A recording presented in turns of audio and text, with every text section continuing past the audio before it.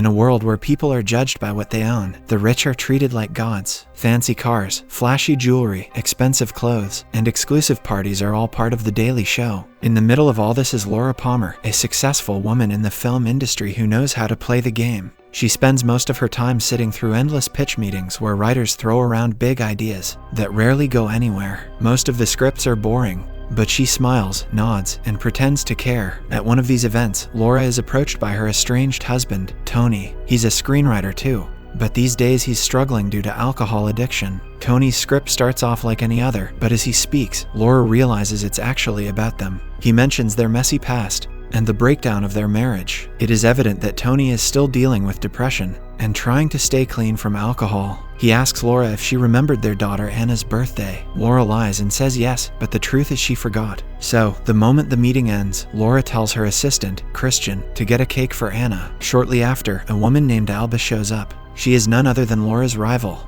who is sharp, confident, and always ready to compete. She casually mentions that billionaire Snail has landed nearby in his private jet. He's about to pick someone for a major new project, and Alba's sure she's the one. Laura plays it cool but immediately makes her way to the reception, where press and guests are everywhere. She finds Snail's son, Sebastian, and tries to get information out of him. But instead of helping, he mocks her for wearing an old watch, and talks about how rich people keep dying lately, including 2 major billionaires. While ranting about the behavior of powerful old men, he accidentally lets slip that Alba has already been chosen for Snail's project. The news hits hard, but Laura is forced to smile for the cameras. She then returns to the party and acts like nothing happened. When she finally gets a quiet moment with Alba, Laura puts on a smile and offers congratulations, saying that if someone had to get the job, she's glad it was her. In response, Alba says that women should support each other in this industry. She tries to keep things friendly, and Laura does the same. That night, Alba has to present a film at a big event but admits she hasn't watched it. Laura offers to help and gives her a quick summary of the film. However, when Alba repeats it in front of the crowd, she completely embarrasses herself as it turns out to be the wrong story. Laura watches it go down from afar, satisfied with her revenge. In the next scene, Laura gets in the car with Christian, and she soon gets a call from Tony,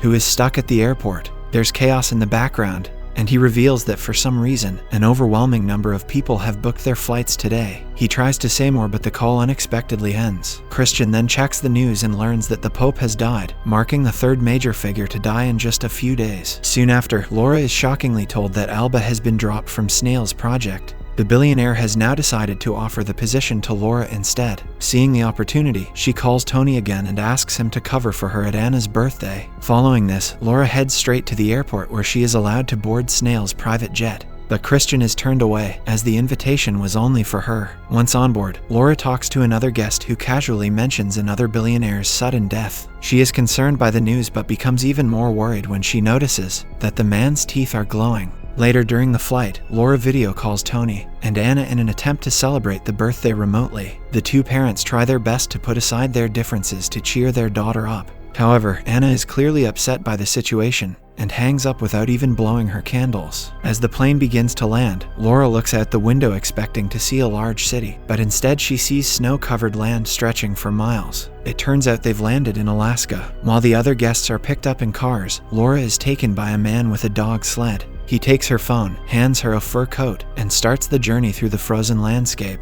Along the way, he talks about Snail's business plans, how aggressively the company is expanding, and how new employees are being offered high salaries and full benefits. Laura listens quietly as the sled moves through the snow. In the distance behind them, the private jet blows up, but no one hears it due to the snowstorm. When Laura reaches the settlement, she's taken straight to a gathering where Snail welcomes all the new arrivals. He talks about Alaska's first settlers and says this place was built not only to honor them, but also to serve as a safe zone from everything happening in the outside world. What stands out to Laura isn't just the remote location or the ceremony, it's the way Snail speaks with certainty about the growing crisis. He already knows that several of the world's wealthiest people, including the Pope, have died in the past 24 hours. While the media blames it on an epidemic, Snail doesn't believe that. He thinks it's a targeted attack against the global elite. Despite his own fortune, Snail doesn't act like a typical billionaire. He's known for donating massive amounts to humanitarian causes, and even claims to have rescued thousands from slavery, offering them jobs in his gold mines. Now, with the world on edge, he reveals a larger plan. He wants to launch multiple companies focused on public good, energy, infrastructure, education, and more. Everyone here has been chosen to lead one of these divisions. He tells them their goal is to prove that wealth can be used to help society, not just preserve personal comfort. One attendee, Mr. E, questions whether any of this can work without focusing on profit. Snail responds calmly, saying his main company will fund these efforts and that there are still people out there willing to invest billions into helping others. Later that night, Laura steps outside to have a smoke, and Snail joins her. He tells her that he intentionally rejected Sebastian's push to bring in Alba. After reviewing their records,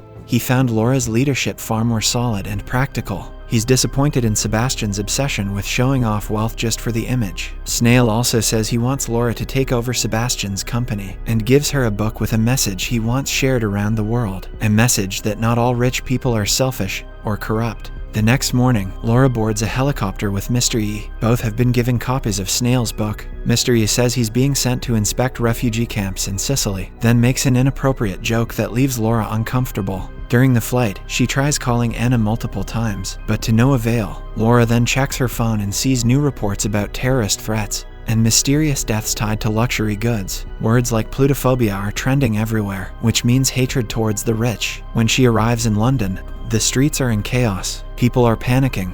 But Christian picks her up and brushes it off as media exaggeration. As they crawl through the traffic, Laura wonders whether people see her as part of the problem now. She's wealthy, but compared to billionaires, she still feels very poor. Despite the tension, the auction at Buckingham Palace is still being held. It's a charity event to raise money for disaster relief. Laura attends and places a huge bid of $5 million, which shocks the entire crowd. It turns out Snail had told her to spend big for the right reasons, and this feels like the right moment. As she seals the deal, she feels a little relief, thinking the money might actually help someone. Just then, Anna calls and Laura steps out to take it. The signal is bad, and her daughter's voice cuts in and out. While trying to stay focused on the call, Laura notices a man nearby with teeth so white they seem to glow. Before she can say anything, loud shouting erupts from the next room. She runs back in and sees a royal member on the floor, shaking uncontrollably before collapsing dead. In the days that follow, the world spirals into panic. News outlets are flooded with reports about a strange flu that seems to only affect the ultra-wealthy. Some call it a virus, others say it's a series of coordinated attacks by aliens. Online, the theories multiply: poisoned luxury items, bioengineered revenge, and even curses. It is also confirmed that glowing teeth is one of the symptoms of the virus. As public fear turns into anger, they begin openly celebrating the deaths of billionaires and world leaders. Protests erupt in major cities and wealth is no longer admired. It is rather seen as a threat.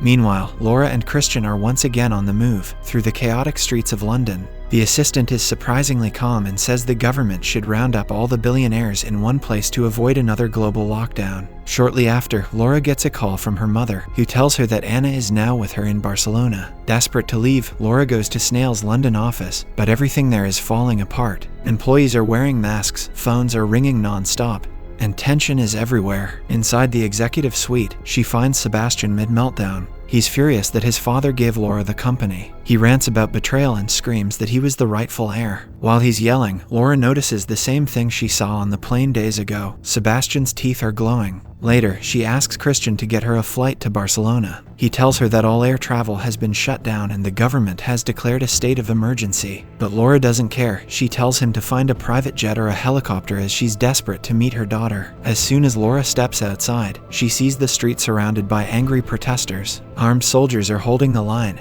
trying to keep the crowd from storming the building. Without saying a word, she slips into the back of a company car and shuts the door behind her. Trying to distract herself, Laura pulls out her phone and calls her broker. He tells her that with the market in chaos and major assets collapsing, her portfolio has exploded in value. Technically, she's richer than ever and maybe even a billionaire. This worries Laura and she asks him to sell everything, but he reveals that it's not possible. The financial markets are frozen, so no trades are being processed at the time being. Her only options are to spend the money or give it away as charity. Upon hearing the call, the driver realizes that she's rich, so he quietly reaches for a face mask and puts it on. Later, she reaches her apartment and starts packing her stuff. She pauses for a while and checks her teeth in the mirror. Laura doesn't see anything unusual, but she can't shake the fear that it's only a matter of time. Suddenly, there's a knock at the door. 3 soldiers stand outside, saying she's been selected for protective transport. They say she'll be taken to a secure location, and it's for her own safety. Laura pretends to oblige,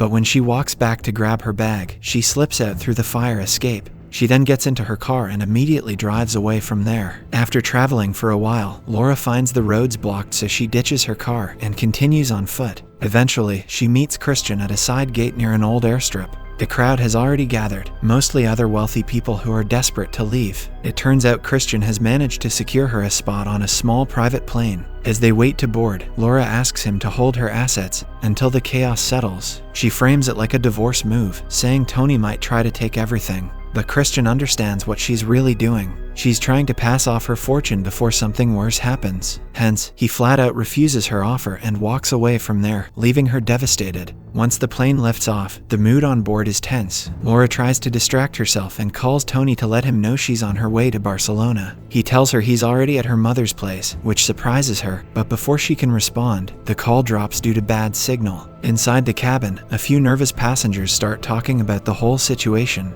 The discussion quickly turns into a loud argument about where the plane is really going and whether they're even safe. Things spiral out of hand when they notice that a man's teeth are glowing. Passengers start yelling, calling him infected, and demand that he be removed. Some try to confront him physically, and in the chaos, the man fights back. They push and shove until two of them hit a control panel near the emergency door. It unlatches, and a rush of wind fills the cabin. People are screaming, holding onto seats as the glowing man and another passenger are thrown toward the open door. One passenger takes the opportunity to kick them both out, finally bringing the chaos to an end. When the plane lands in Spain, Laura slips away from the airport without speaking to anyone. The situation isn't any better here as the police are patrolling every major road. Laura then finds a quiet place to sit and checks her phone. News reports confirm that the disease is now being called the rich flu. Online posts also talk about billionaires burning their assets in an attempt to stop the spread. Laura then searches Snail's name and finds article after article stating that he has disappeared. His companies have been shut down,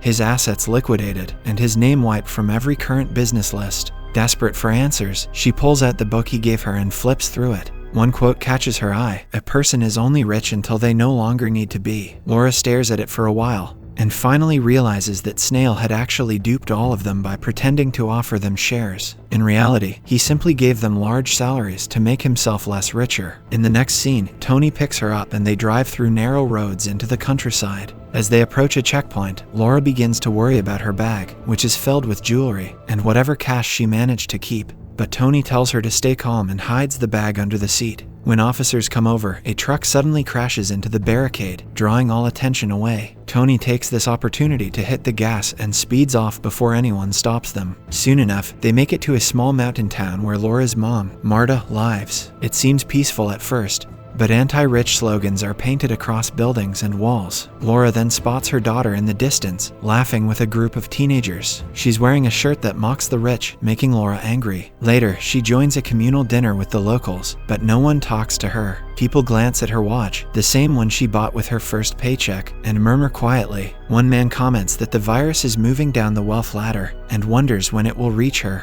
That night, Laura admits everything to Tony. She tells him how much money she has and how she tried to shift her assets to Christian. She also confesses that she keeps checking her teeth, afraid they might start glowing. Tony listens without judgment. But before they can talk more, a local man knocks on the door and warns them that the people in town are planning to force Laura out. Marta and Tony argue with him, saying it's unfair, but the crowd is already gathering outside. With no time to waste, they pack up and leave. A local guy offers them his boat, and Marta suggests heading to Tanzania where an old friend lives off the grid and might take them in. They leave during the night and the journey is extremely slow. The group survives by fishing, collecting rainwater, and avoiding large shipping routes. They pass other boats filled with people trying to escape the same fate, some still dressed in expensive clothes, clueless about where they're going. Laura watches them and realizes none of them expected this. They had money, but no plan. One night, the group hears a voice calling from the water. Upon checking, they find a woman floating on a piece of wood, so they immediately pull her aboard and care for her. Once the woman regains consciousness, she reveals that her name is Yolan and that she ended up in the sea after fleeing her refugee camp. The next day, a Libyan military ship suddenly approaches. The soldiers board and immediately detain everyone for transporting a foreign refugee. They tie the boat to theirs and say they will be taken to a processing site. In the morning, the soldiers stop near a remote island and order them to jump into the water and swim. When they try to refuse, they are pushed out forcibly, but they somehow swim toward the nearest beach. They arrive soaked and exhausted, but alive. At the edge of the shore stands a memorial honoring migrants who lost their lives at sea. The family barely has time to take it in before moving inland in search of shelter. They soon find a refugee camp not far from the coast. The place is chaotic as a massive crowd surrounds an army truck trying to distribute food. People shove and scream, desperate to grab whatever they can. Yolun pushes her way into the chaos and comes back with food and water, which she shares with the family. Later, doctors arrive and perform health checks on everyone. Once cleared, the refugees are split into groups. Yolun is taken to the African tents, while Laura and her family are sent to the section for Europeans. A soldier tells them that Africa has closed its borders and is only helping its own citizens. When Laura tries to explain that she's donated large amounts of money to African charities, the soldier cuts her off and says none of that matters now. While looking around the camp, Laura unexpectedly sees Mr. E sitting alone. She approaches him and asks about Snail. He tells her that poor countries are doing fine while Europe is in ruins. He says the wealthy world is collapsing and advises her to stay hidden until dawn. Then, he removes his mask and reveals his glowing teeth, which means he has been infected as well. That night, the family leaves the main camp and hides beneath old debris with Yolun. Laura takes this opportunity to apologize to Tony for how distant she's been. But he doesn't respond, making her realize that something's wrong. Tony then opens his mouth and reveals that he's been infected as well. He explains that when Christian refused to take her assets, he did it himself. That made him wealthy on paper, and now he has the virus. Tony urges her to take care of their daughter, while a distraught Laura breaks down in tears. Before they can continue, two men appear from the shadows and strike Marta to the ground. They then grab Anna and try to escape, but the parents give chase. Tony tackles one of the men to the ground and beats him, but he gets stabbed in the process. Witnessing this, a horrified Laura grabs a rock and slams it against the man's head. She then attacks the second one, landing blow after blow until he stops moving. Unfortunately, Tony also succumbs to his injuries, leaving her devastated. The next morning, the family returns to the camp. What was once a crowded mess is now a destroyed site. The tents are in ruins, the supplies are gone, and only a few survivors remain. With nowhere else to go, they work with the others to build a boat from whatever materials they can find.